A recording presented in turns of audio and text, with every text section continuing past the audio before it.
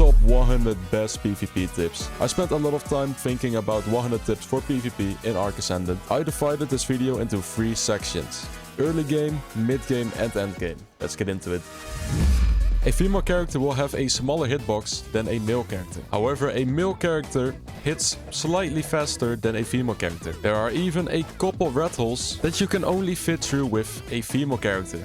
Have stim berries in your hotbar. It will regenerate your stamina while you're running. It will keep you alive and also gives you the ability to catch up to people. It also takes away torpidity so you don't get your ass knocked out. Get a hidden 2x1 as fast as possible so you can craft and hide your loot. A lot of people keep flying around with all their gear on them for a while, but it's very risky and limits the amount you can carry with you. For solo or smaller tribes, don't instantly build in the popular spots, even if they are good. Build up somewhere hidden first, otherwise you will get raided really fast. However, spamming the popular spot for later is a great idea. Hiding your loot. The best possible way is of course in your upload. You get 50 slots for items and 20 tames you can upload, and no one can ever touch them. And they now have a 72-hour timer, so this is very OP.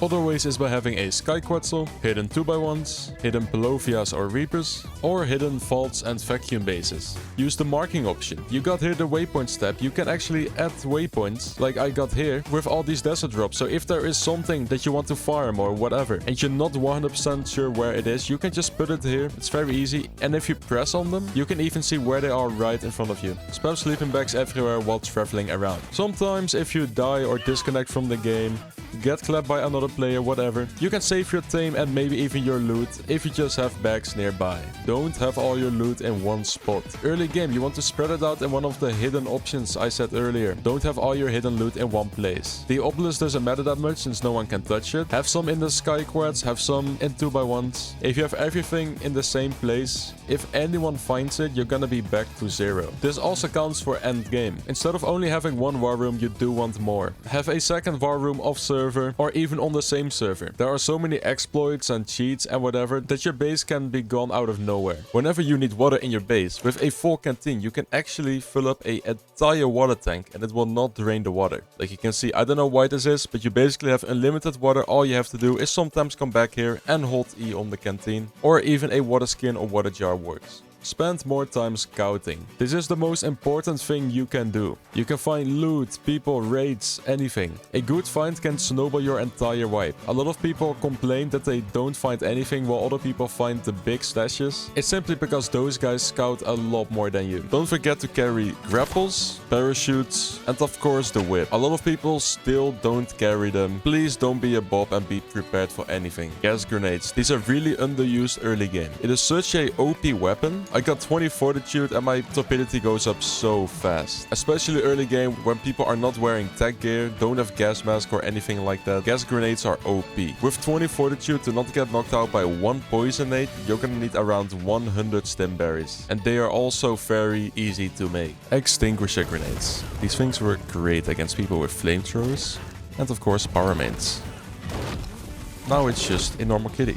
And they can even turn off normal generators through walls. However, they can be turned on when the effect is gone.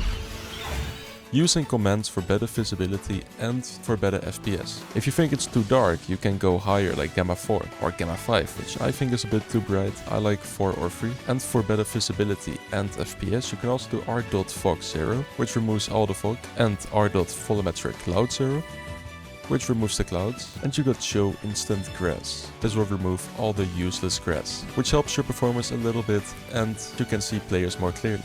If you put stat FPS in your comment bar, you can actually see your FPS and some other information that I do not know what it means. This is normally where I like to stop using commands and this is it, but you can go a lot more beyond, especially for PCs that cannot handle a lot. This is a big list of commands and I will put this in the description. My FPS was at 40 when looking at here before, now it's 64, so it does help. It just makes your game looks like shit. Some people love this, so this is your own choice. Have better movement in PvP. You still have a lot of people running in a straight line after you. A lot of people still do that. I don't know why. Also, jumping too much is a bad mistake. It's so predictable where you're gonna land. You will get bullet in seconds if you do that. If you're bullet without a shield, spam prone and jump and kind of look in circles to be harder to hit. When you have a shield, just do crouch and jump. Don't stand still like this because they still find a way to hit you. Just move as much as you can, but always keep your shield pointed at them. It's even better if you have a whip with you when you're bullet. so you can actually defend yourself and whip the weapon out of the hands. Next tip is don't forget to gear up. People still forget it. People focus hard on heavies and bullets, which I get it, of course, heavies, bullets, very important for your base. But if you don't have the stuff to defend your base, like weapons, ammo, rockets, compound bows, even Tylas, griffins for PvP, you know, if someone tries to online you, then you're just gonna spectate your own base getting wiped because there's nothing you can do. So make sure you have some flag crafted, some rockets for defense, you got everything ready for when you get attacked, even very early game. Get into fights. The best way to get better in Ark is by getting into fights and raids. You might not win all of them, but you will improve. If you don't improve, you will stay stuck, never get better. And fighting and raiding is simply the most fun thing in Ark. Get a bleed dino like a Tyla or a Carno if you're on Aberration or a smaller spot that doesn't have room for Tylas to walk around, or Megalodons for underwater, or even the barbed blade skill. You're gonna need bleed attacks to deal with really tanky tames. This barbed blade skill is especially if you cannot throw out a Tyla or Carno or whatever it is, or you're stuck in a really tiny rattle where they simply don't fit. Barbed blades can really help. Yes, it's a 5% chance to cause bleeding, but if you have the chance to keep hitting with a sword, you're definitely gonna keep having that bleed attack. It's just gonna be a bit slower than a Tyla or a Carno. Use the skill Smoke Magician to get out of bear traps and bonus.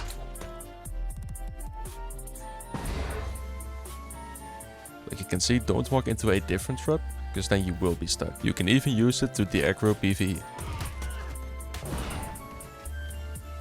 And now he likes me again. Get yourself some skill points. There are some crazy skills out there which will give you a huge advantage. And you always want to make sure you got the advantage. Check out the video where I cover all 71 skills. I got a new favorite though, which is Speedy Harvester. Anytime you pick up a bush, hit a rock, hit a tree, whatever, you're gonna get a speed boost. This even works on tame. So if you're on a griffin and you just dive a couple trees, you're gonna get a speed boost on your flying griffin. Some artifacts are easier to get on a different map. I have an artifact guide video for every map on Ark. See what map has the easiest artifact to save yourself some trouble. Most of the artifacts are easiest to get on center, but of course not all of them. Like Snow North is always taken on PvP servers, so no way you're getting the artifact from there. The next one is very simple. Don't talk shit if you can't back it up. It happened to a lot of smaller tribes that talk shit to the big tribes on server. I don't know why, but eventually this always just happens. I have seen this a lot. Just stay silent until you can back it up. If you can back it up, go fucking crazy. It's really fun. I got banned on ASC once for my chat behavior. I never knew this was possible before. Accept that you will lose bases, kits and dinos. It's part of the game. Keep becoming better. Look at what you did wrong and just improve. And always make sure that you focus on having a good and fun time, because in the end that's what gaming is all about. But some Ark players kind of forget that. Make plans before you start playing.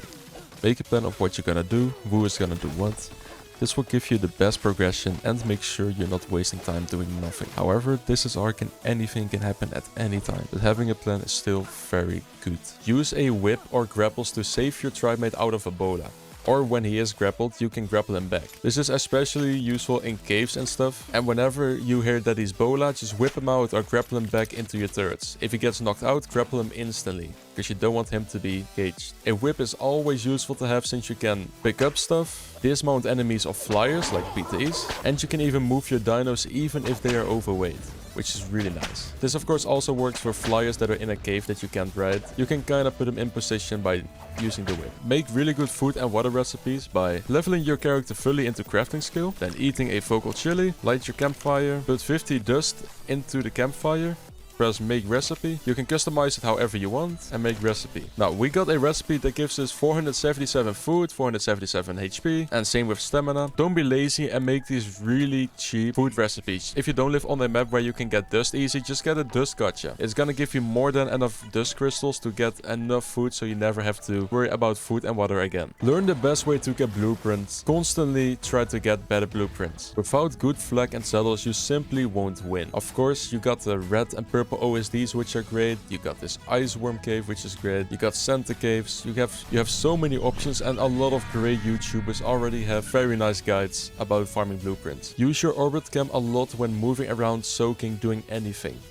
This way you can never be surprised and you know exactly if someone is chasing you. A lot of people barely do this and you can easily just come up from behind, pick them, and they don't know what's happening. So be aware of your surroundings and make sure you never get jumped. Now let's go to mid-game. Use all the buffs you can get in Ark to make raiding and PvPing a lot easier.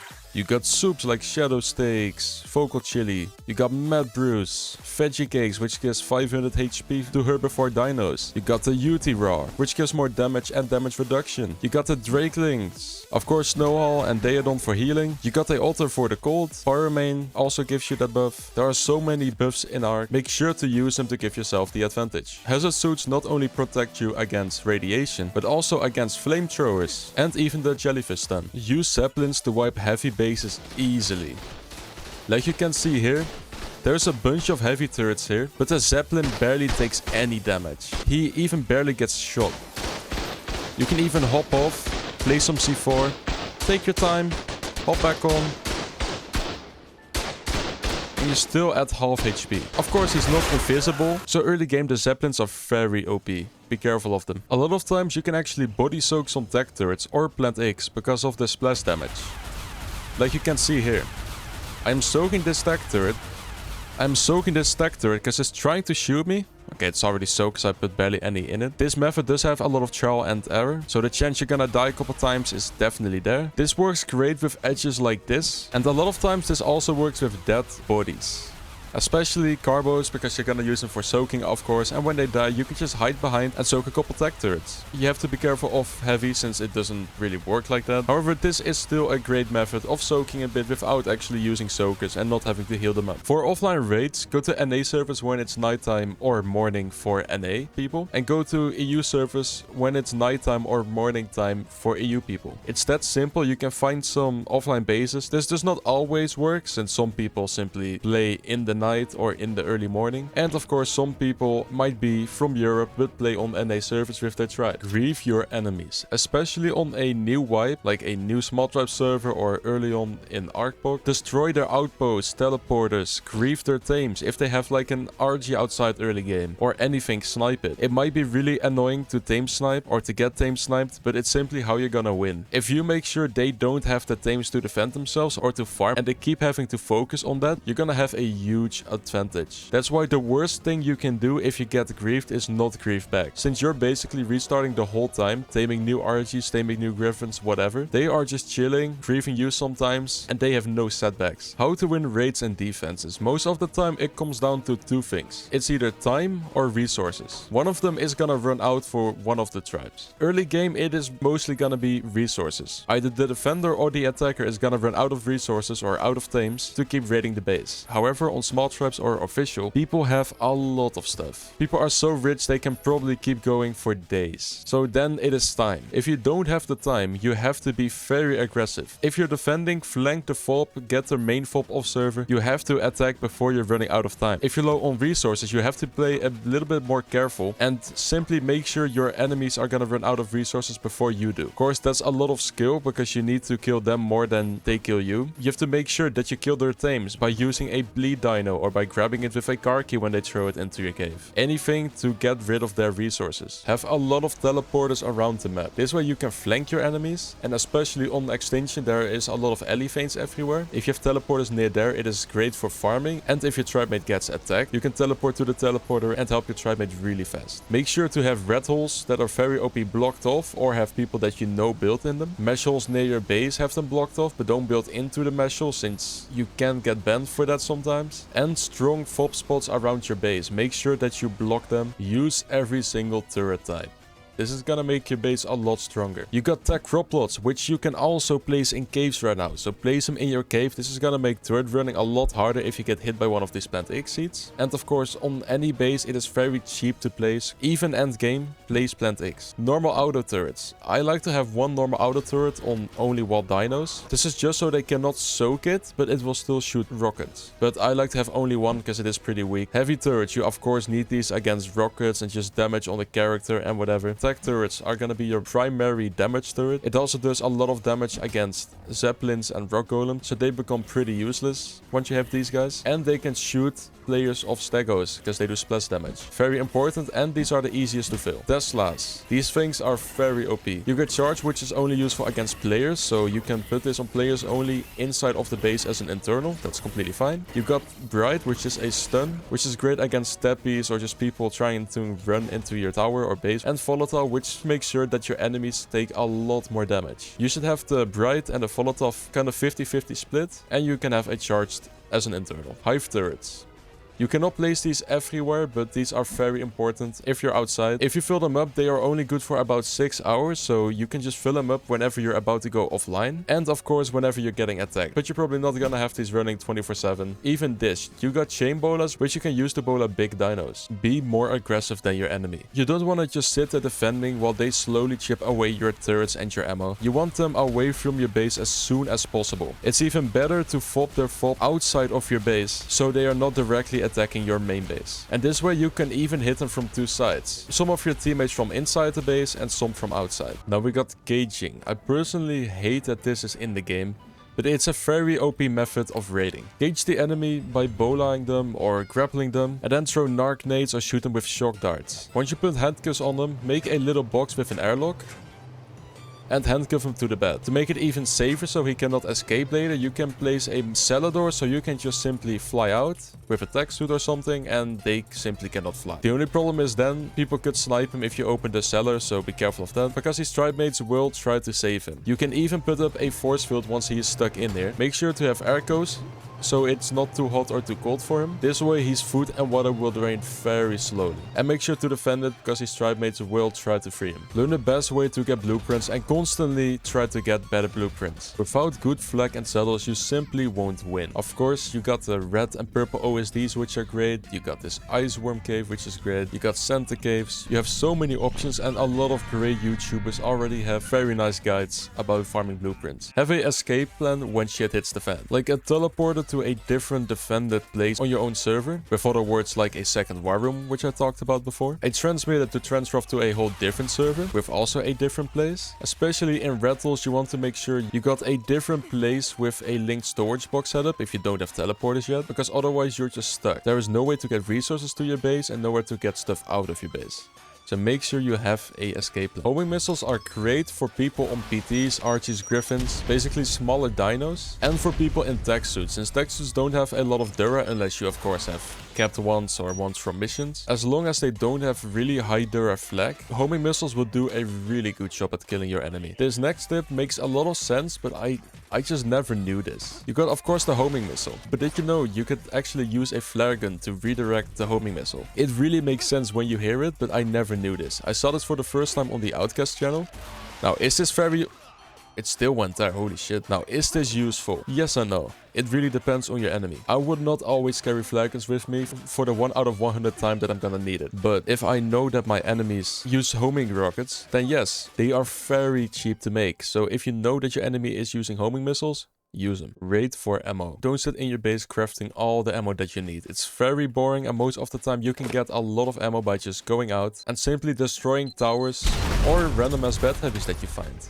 You're gonna get a bit of ammo from them and some batteries, which is really nice, especially if you're solo or a smaller tribe or just starting. For bigger tribes, just wipe towers. A really fun thing about extinction towers is sometimes, especially in the sunken, you can lure corrupted gigas to them. And if they are not prepared and they don't have anything on wild dinos or aggressive defense teams like dreadnoughts, you could actually drop a tower without basically doing anything. Have multiple generators. One is never enough. There are too many cheats, too many little cheese methods. One is simply not enough. That's why one on the bottom, one on the top. If the tower is even bigger, or you have a sky tower, put one there as well. And even around your tower. This generator is still gonna power the tower. This way, dropping your entire tower, it's gonna be really hard. I wiped a tower before that only had one generator in the middle, not even fault drop. So we just had a Zeppelin with a nice wall build going up there, and we just stack raffled it. And there goes a whole ass tower. Have named beds spread out throughout your whole base. Especially in caves, of course, but also on land bases like this. Especially if you're getting wiped and they destroyed all the war room beds, you can still spawn nearby and maybe save your base. Or if there is an aimbother and you don't have a force field up, he is probably gonna camp this. It would be really nice if you can spawn somewhere maybe underneath in a box or all the way on the other side so you can get on the dino and get safe. Make sure to put enough ground turrets against Peraces and Quetzals. And put 50% of the ground turrets on only survivors or tamed creatures, and 50% on only survivors and mounted creatures. If they soak every turret with a carbo, then these ones that are on survivors and mounted creatures will still shoot a Perase running up to your tower. That's what we always used to do, is throw a shit ton of carbos in there, all the ground turrets would be soaked, you can make a really simple Perase build, and you can basically drop the entire base. Always fall drop your generators. There is no excuse to not fall drop them. It makes it a lot safer. You can even have them floating, so please make them. It is gonna make your base a lot stronger. Even in caves you do want them fall dropped, so they can't just run up to it with a couple tag nades and destroy them, but they have to destroy the vaults first. Against meshes and people running into your cave, have internals and aggressive dinos everywhere. Especially in caves, but also of course red holes and even land bases. You want a lot of aggressive dinos and turrets in every single hallway, every little corner. And more than one generators, of course, because otherwise they're just gonna mesh one generator and that's it.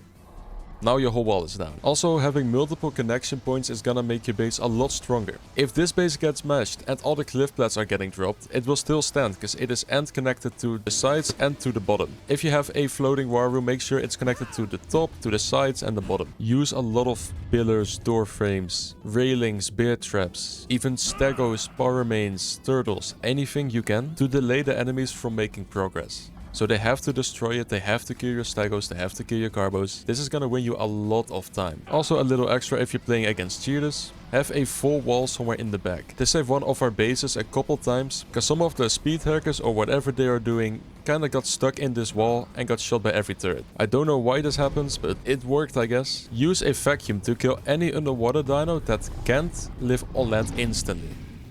For some reason this guy survives. They are supposed to instantly die right now, so I don't know what this is. Okay, let's try this again with a tamed one. If you place a vacuum over a tamed dino, they will die instantly. For some reason, on wild dinos, it doesn't really work. But this is great if you're defending your underwater base, like you're easy underwater or whatever. This is really good for killing the besties that are way too tanky. Of course, when you're attacking, it's a bit harder, since the enemy is probably gonna have spam all over the place, but it's very good to use. Let's say there is a Peracer dropping your shit right now. What you can try to do is place billboards around it really fast, just so he gets stuck and you can easily take him out. Like you can see, it's completely stuck. This works for every tanky tame. This is a really good method of just getting them stuck, and then you can just finish him with a Tyla or whatever. This of course also works with dino gates. It is even safer to do it from the back of a soaker like a stego or from a rhino, so you can kind of fly around and place them while you're flying and moving. Weight grapple soakers. Make sure you have a bunch of weight in your inventory. This can be berries, stone, metal, crystal, whatever you have. And then just grapple the enemy tame. And if you're heavy enough, they will not be able to move anymore. You just need more weight than the weight they have spare to walk the dino. The only problem is, of course, you are stuck to it for a bit, but you can make the grapple a lot longer and stay safe until it's dead. Using dino traps. This is really important since your dino now is a lot safer. You can lure them to like a high spot so they don't die by wild dinos, because that's gonna set you back so much. A lot of times I was too lazy to make a trap, but a lot of times it also ends up dead by a random direwolf just spawning right next to it. Whenever you knock out something on a really populated server, just place a couple spikes around it. This way it's gonna be a lot... Exactly, look at this guy. He tried to touch my RG. This way it is a lot harder to kill your RG, and you have a lot more chance of ending up with a tame that you need. The best traps that I have seen all come from Captain Fat Dog, so check him out for the best traps, and they're always very cheap to make. Never place 30 C4 at once on a cliff pad, because for some reason it never does the damage that it should do. The best thing to do is just have a couple C4 at a time and just keep blowing it up like that, because otherwise some C4 just doesn't count as damage for some reason. Never place 30 C4 at once on a cliff pad, because for some reason it never does the damage that it should do. The best thing to do is just have a couple C4 at a time and just keep blowing it up like that, because otherwise some C4 just doesn't count as damage for some reason. Try to place stack turrets up high and in very annoying places. Put a couple of them on only survivors, and these will be great against people on stegos trying to soak. If you have one up high, there's a high chance that it's gonna hit the enemy's player, and that's exactly what you want. They will be really annoying to soak and they will have to run it, luring people into hidden bed heavies. This is a great way to get some kills, especially early on. If you do this correctly, people don't know what hit them. And it's always better to have the turrets high up and try to lure the enemy down here, and then having your turrets on only survivors. This way there's a high chance that the enemy gets shot off his flyer. If he is on a wyvern and I'm luring him from above, his wyvern is getting hit and his character is barely gonna take any hits. This way his character is probably not gonna die and they know that you're gonna have bad heavies here. When you raided a base, make sure to finish every player and destroy the beds and all the generators first. Don't be a little loot goblin. Scouting is very easy if you hold a structure out and you come near any structures, doesn't matter if it's from yourself or from an enemy. You will see in the top left that the structure count goes up. That means you are near a base. This is of course very useful for finding people in rat holes. This is at the moment the best scouting method. Use photo mode a lot to safely scout bases. There are even some places like this Garner cave where you can go into the mesh with your photo mode and simply see every structure in the cave. Of course it has a limited range, so sometimes you have to move up. You can use your camera to check what is on the other side. This is also how you can look for generators and for weak points, and to simply see what your enemy is doing. Place a lot of spam. There's a lot of different types of spam. It doesn't really matter what you do, as long as you have a lot of it so they can't just place a fob or cheer out teams right next to your base. Use armor traits and weapon traits. It can give you some really nice extra abilities and buffs, which will give you a huge advantage. So make use of it when making a risky move or running a wall or whatever. If you have a tame outside, you can whistle the tame that you're running the wall with, and when you run the wall and die off, it will automatically go back. Okay, this of course can happen since this is Ark. Tames like to get stuck. But there is of course a chance that your tame makes it out alive. Of course, if you're running a wall with a snow wall, it's probably gonna die afterwards anyway. But if you do this with Stegos or Basilos underwater, something tanky, they have a really high chance of getting out alive. So you can reuse them or crowd pot them and heal them. Let's get into the end game tips now. If you get a swift shot skill, which makes your ranged projectile weapons fire 20% faster, which is fine for a lot of weapons, but especially for a tech rifle, since it's already pretty damn fast, it's even faster now. And Heartseeker, which gives a 5% chance to have a double damage shot, which is of course great for the tech rifle, because you're already shooting very fast, meaning you have a lot of percent chance to get a double damage shot in.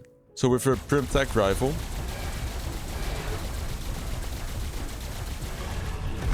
one full clip did like 27,000 damage. And you saw the double damage was insane. This skill gets even better if you have a cap tech rifle, because the double damage is gonna do a lot. Look at that, you also shoot so much faster, it's pretty damn cool. The double damage even works on structures, which is a nice little extra. So there is actually a special skin for the mech, which is the Megazord skin. Yep, of course you have to pay for it first, 10 whole bucks. And now we can install it. Sort of, I hoped. When you put the skin on your mech, it does look pretty cool, but you also get a fucking laser sight. The laser is very OP against small and fast moving dinos and of course players. It is very hard to hit people with your mech laser because it is not hit scan, but this laser almost is hit scan. And the beam even does torpor. This very much is a pay to win costume. Of course this is a primitive mech, so it doesn't do a lot of damage, but once you have a good mech, putting the skin on, you can shoot people in tech suits out of the sky with ease. However, against other mechs and gigas or big dinos that you're trying to damage, you should remove the costume and use the laser. Endgame PvP is a lot different from early and mid game, of course. You got a lot of mech PvP sadly. It might be very boring, but the best thing against mechs is, of course, a mech. If it's a 3v3 with the mechs, everyone should focus one mech completely, so you turn it into a 3v2 as soon as possible. You gotta make sure you got some good mechs, because most people on small tribes and official have duped OP mechs. If you don't have mechs, Garchas or Giga works great, however the Giga can rage if the mech shoots you for too long. Also, power mains are pretty damn good against the mechs. And for a last resort, or if he's backing down in turrets or in a really unfortunate place, and you want to finish the mech, use shotguns. Shotguns are still fine, they're just not the best against mechs because they're pretty damn tanky. When your mech is low, there's an easy way of healing him. First off, you have the enable auto repair, which heals it pretty damn fast like you can see. What you also can do is simply using a scout.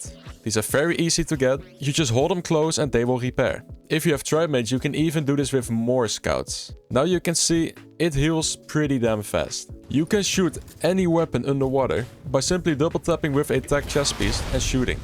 Use a structure while tech punching around. This way you can have really good movement. You're gonna be really hard to hit, and it even saves you a lot of element, since tech leggings are a lot more expensive to use. You can use a Paramain to survive a lightning blast from an enemy wyvern. Okay, for some reason it's not lightning blasting right now. Lightning BB! And Ctrl C to get him into your pocket instantly. On aberration, you can use a force field to not get radiation damage. Like you can see, as soon as I go outside, I will get the damage. This is great if you live in the radiation or if you have a fob in the radiation. If you don't want it powered 24/7, just put a tech pod next to it, activate it, lay in the tech pod for 5 minutes, and then you're also safe to walk around. Did you know you can survive radiation by getting hit by a lamprey on aberration? And now you won't get any radiation damage for almost 10 minutes. However, the lamprey does suck some of your HP slowly over time. But if you have a couple map brews or some steak, whatever, you will be completely fine. To get rid of a lamprey, just stand on any fire. Pushing turrets and foundations is the way raids are won. Make sure to keep destroying enemy foundations and placing your own. It doesn't matter if you're defending or attacking, you wanna keep spamming turrets and foundations towards your enemy. You wanna keep destroying theirs, keep placing yours, no matter what side you're on. Did you know Wyvern Milk has a really OP effect? You can see my HP is draining because of the bleed effect, but if you take a Wyvern Milk, you don't take any bleed effect anymore. Wyvern Milk makes your tames immune to effects, which means the bleed damage does nothing anymore, and if you have a very tanky tame, the Tyler is gonna do nothing. If you place a bunker in a red hole where bats normally don't work, inside the tech bunker, bats will actually work. Don't have all your turrets on only survivors. You can place a C4 on a carbo or any tame, simply throw it in the enemy base.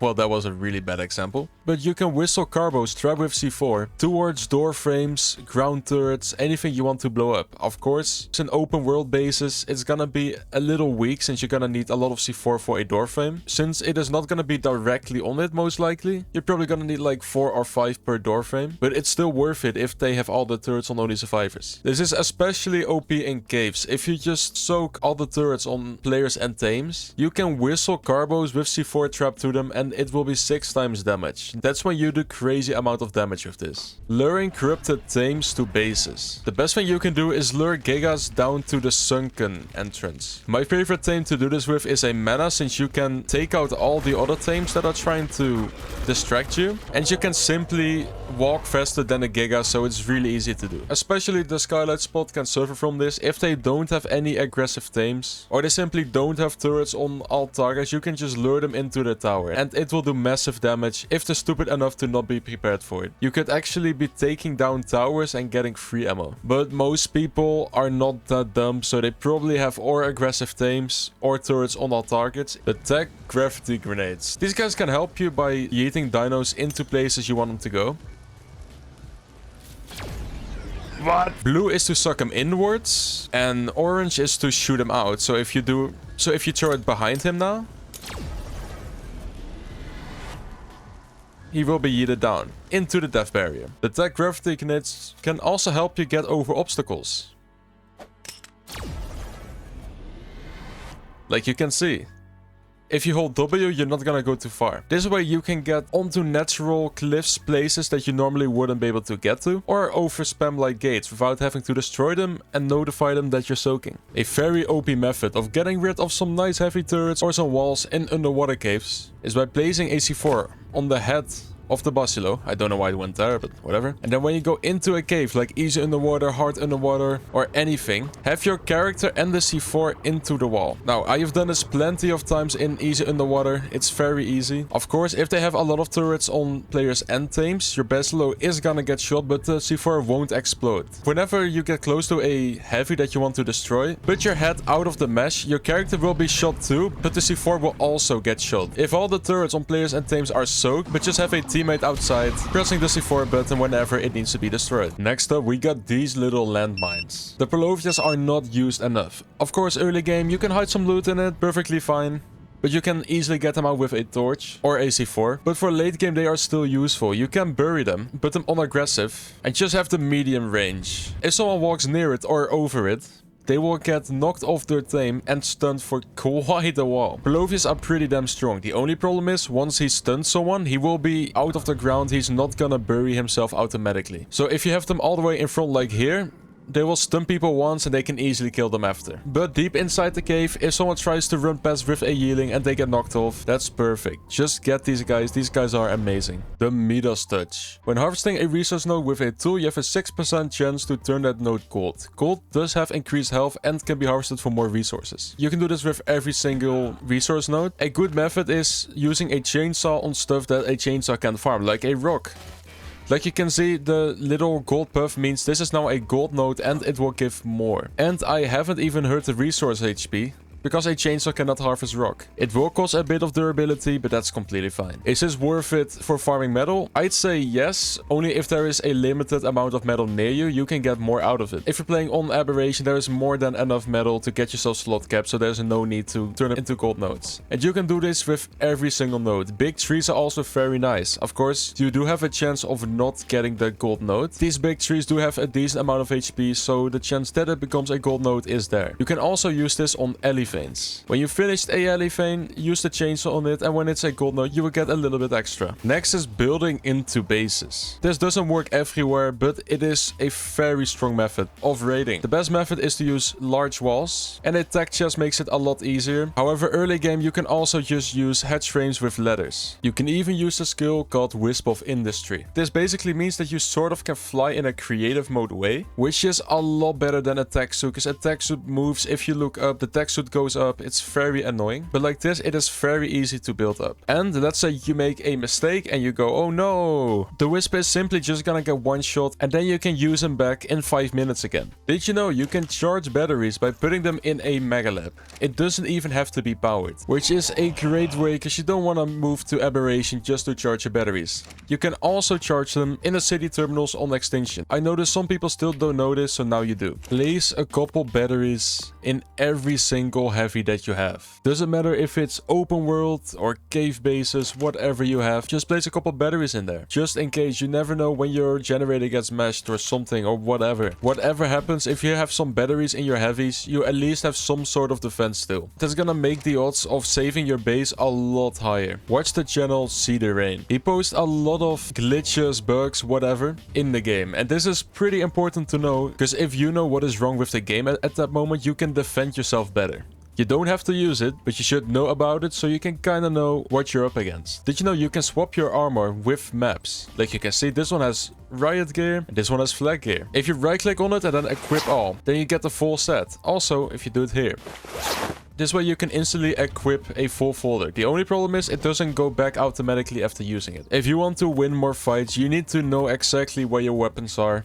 And where your whip, parachute, bolas, anything is. Because sometimes you need to respond quickly. And that only works if you know exactly what button to press without looking. Making enemy flyers low HP is Making flyers low HP is really useful for you. If the enemy flyer has less HP, that means his stamina is gonna regain a lot slower, which gives you a huge advantage. This way you can easily catch up and simply just finish him off. So even if you don't have enough bullets to finish your enemy wyvern or griffin or whatever tame they are flying, you should still try to make him a bit low. What people do a lot is bite other wyverns with your wyvern, just so he gets a bit lower, he gets less stamina, and you can catch up to him. With compound bows, you want to aim at the heads. Even though most characters are really small, my character is not even as small as it can be, but you can already see the difference. With compound bows, to hit headshot, you still have to hit the same height level. So you have to shoot like this height. It's gonna take some practice. You're gonna have to get used to it a little bit. You can even go to PvP servers just to train it. But once you get the hang of it, you kinda know where to aim on characters. Now we got the heavy plate mode on the Stego. Now this mode is very OP. Like you can see, the Tyler is very, very slow. If you hit any character with the Stego, he becomes extremely slowed, which is OP. If you see a wyvern or a rhino coming at you, go to heavy plate and hit him. He's gonna become so slow that your teammates have enough enough time to try and to finish him. Also, if you're defending your cave, you can sit in the entrance and simply start hitting people trying to run your turrets. They will become extremely slow and easy targets for your turrets. Next up we got templates. Now templates are very useful. I don't have a finished template myself yet, but there are enough creators that have templates, especially a creator named Smarf. He has very nice turret towers and he also have stuff like the lower, daddy and cryo. If you snap this to your existing floors, you can have flush, cryo and daddy floors. You have to get these templates from his Discord, so just go to his channel and you will find his Discord over there. I will be making templates very soon myself too, so be ready for that. Organize your base, especially use paintings on the vault so you can instantly see what it is. Early game you can just name them, but if you have a lot of vaults you do want paintings. Use these lovely display cases so you can show exactly what theme is where. Have the daddies nicely set up so you have it decently organized and you know kind of where to go. It's gonna save you a lot of time. If you're healing with a Daedon and he gets hungry, fill it up with cooked meat. You can also do this with raw meat, but cooked meat is better. You're gonna see that it takes a little bit of time for it to heal up. If you go out of render,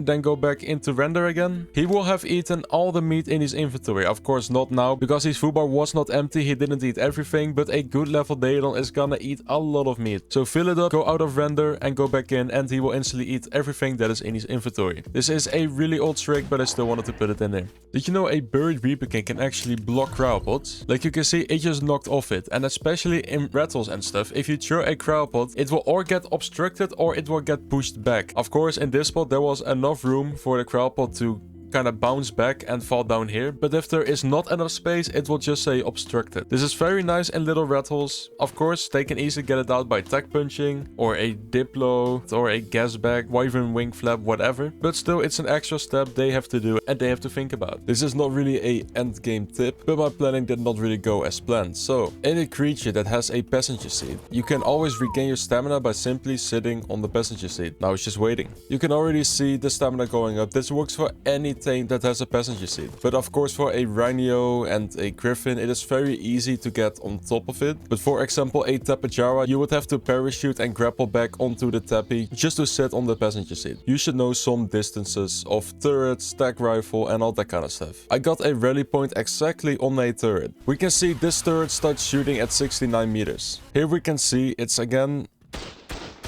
around 70 meters, just a little bit under. The strange thing about turrets is it is not a nice circle, so if we go here, we can get as close as 60. I don't know why this is, but the turret range isn't always the same, but on the high end it will always be 69. Of course you also got tech rifle range. This is of course lower than a turret range, which makes sense. But what is it? Tech rifle range is exactly 50 meters. Now you can just use waypoints like rally points or just normal markers, just so you can see how close do you have to be to tech rifle something, or how close can you get to it without being shot. Did you know you can refresh spawn timers of a lot of consumables? By simply having a consumable with a higher spawn timer, you can actually take the consumable with the less spawn timer and put it on the one with max spawn timer. This way everything that you put on the one with the higher spawn timer will have the same spawn time, which is very handy, especially for veggie cakes, since you probably don't want to make them all the time if you're low on stamina in the ocean and you cannot make it all the way back to shore or to whatever safe place. You can use a chair to slowly regain some stamina. Now you can just hop off, pick it back up, and if you need stamina again, you just place it down again and sit on it. You can repeat this over and over. This way you can always regain your stamina. Thank you for watching this video. This has been a extremely big video to make. There are probably gonna be a couple mistakes, because anyway, thank you for watching. See ya.